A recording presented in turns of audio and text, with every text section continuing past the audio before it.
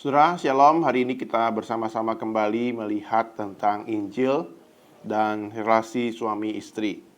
Saya bacakan dalam Efesus 5 ayat 21. Dan rendahkanlah dirimu kepada seorang yang lain di dalam takut akan Kristus. Nah, saudara, kita akan menjadi lebih leluasa dan apa adanya kalau kita ada di rumah. Berbeda kalau kita di tempat kerja ataupun di gereja.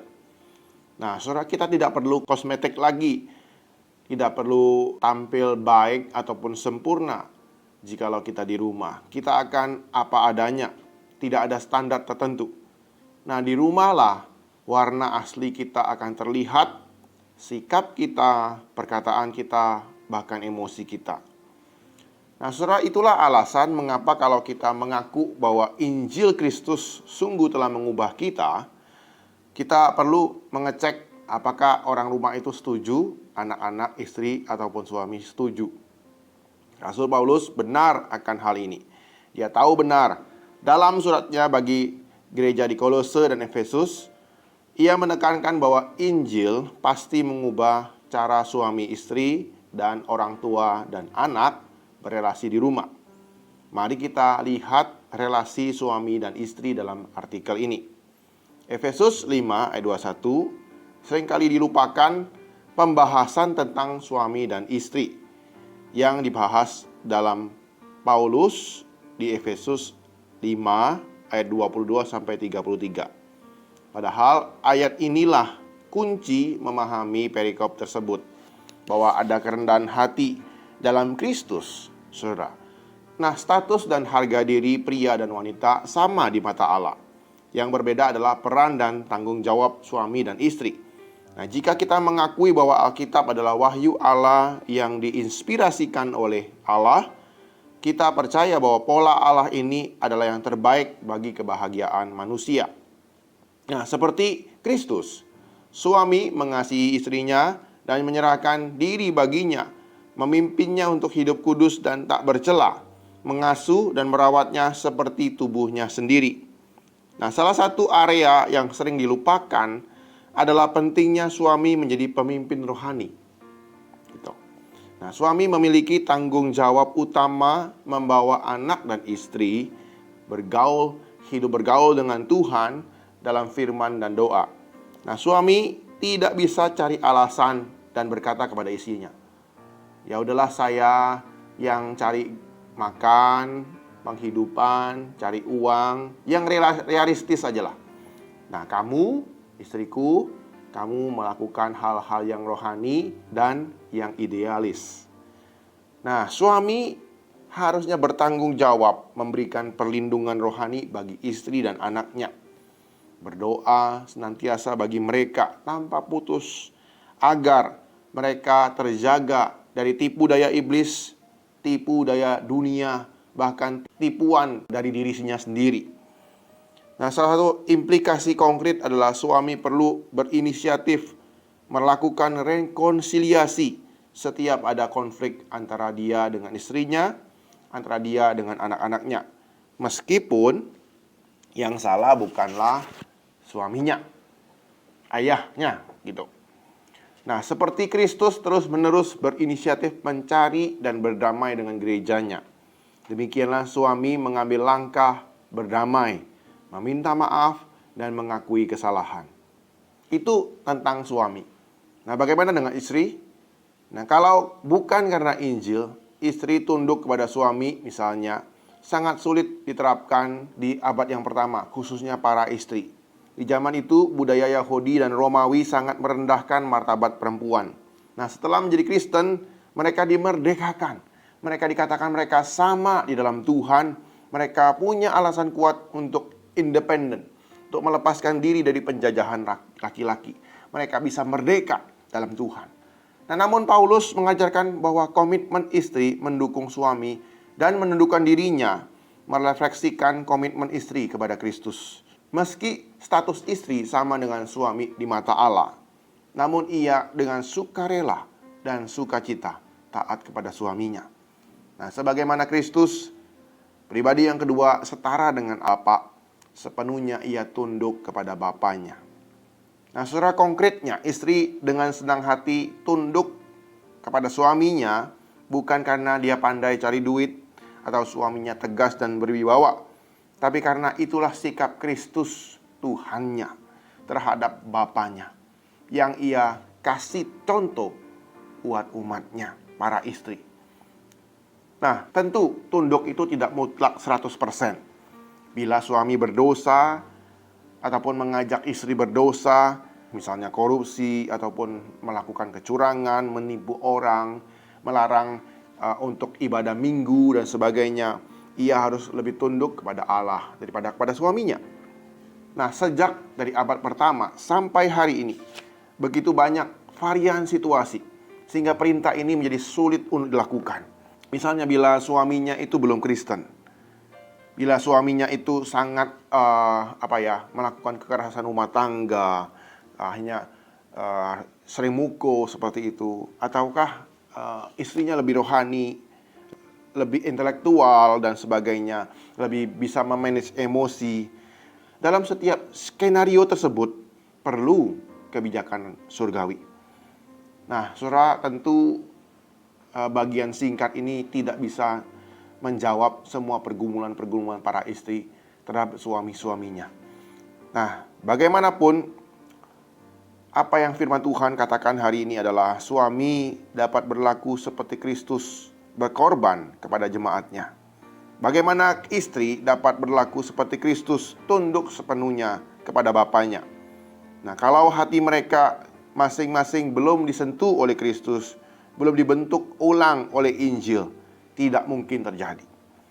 Setiap hal yang mereka harapkan dari pasangannya, yaitu kasih, perhatian, pengertian, hormat, penghargaan, pengorbanan, itu akan mereka alami setelah mereka menerima Kristus sebagai Tuhan dan Juru Selamat mereka, menikmati kasih Kristus dan semua karya Kristus itu yang dikorbankan, dicurahkan lewat kematiannya di kayu salib, sehingga mereka hanya menikmati kepenuhan kasih itu dalam Kristus.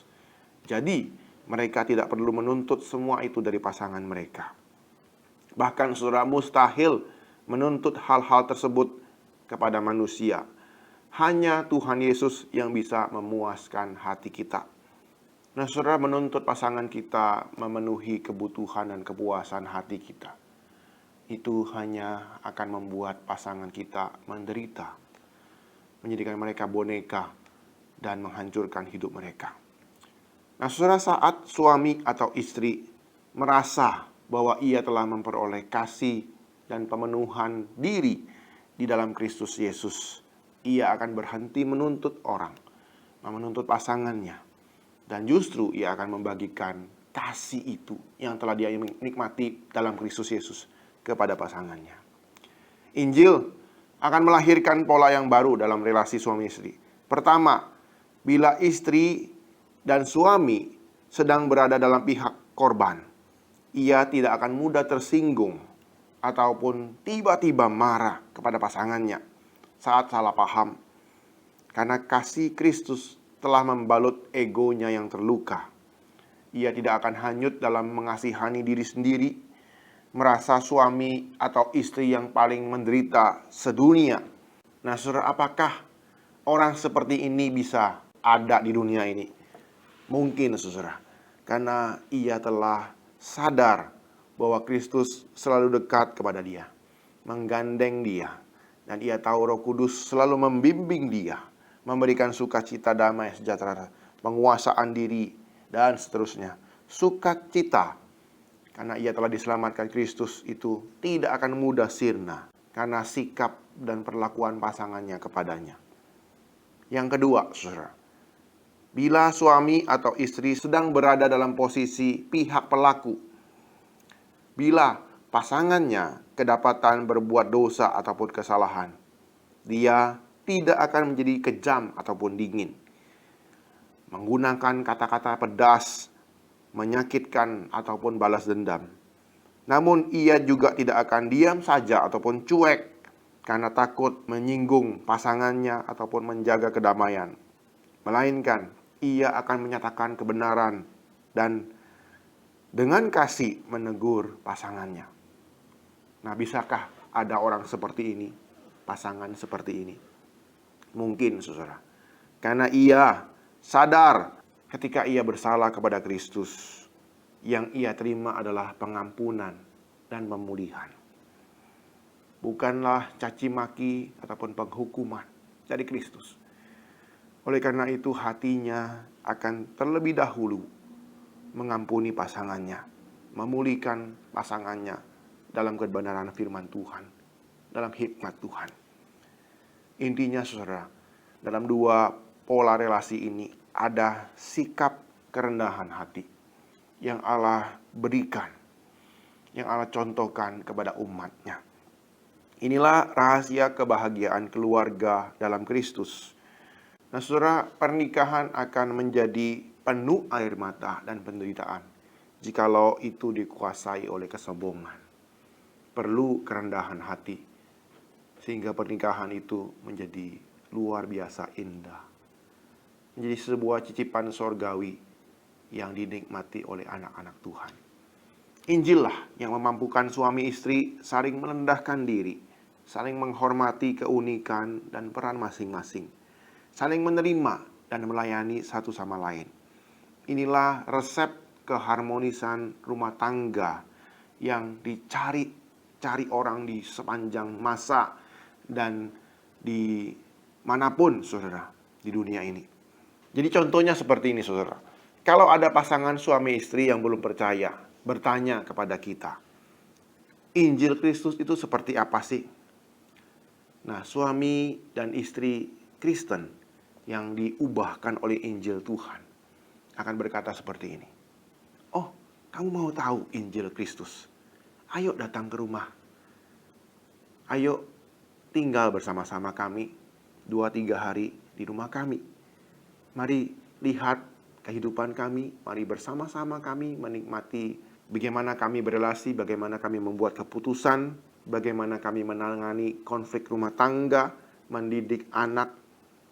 Relasi kami sebagai suami istri akan mencerminkan relasi Kristus dengan gerejanya. Kristus yang berkorban bagi gerejanya, melayani dan mengasihi gerejanya.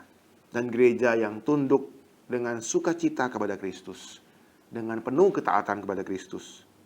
Itulah sebabnya pernikahan kami adalah papan reklame Injil Kristus bagi kalian. Kiranya Tuhan boleh memberkati kita dan menolong kita sebagai pasangan suami istri di dalam Kristus. Kita boleh melakukan tugas dan tanggung jawab kita, peran kita sebagai suami ataupun sebagai istri, ataupun sebagai orang tua di dalam melayani Tuhan, di dalam bersaksi bagi Tuhan. Amin. Mari kita berdoa.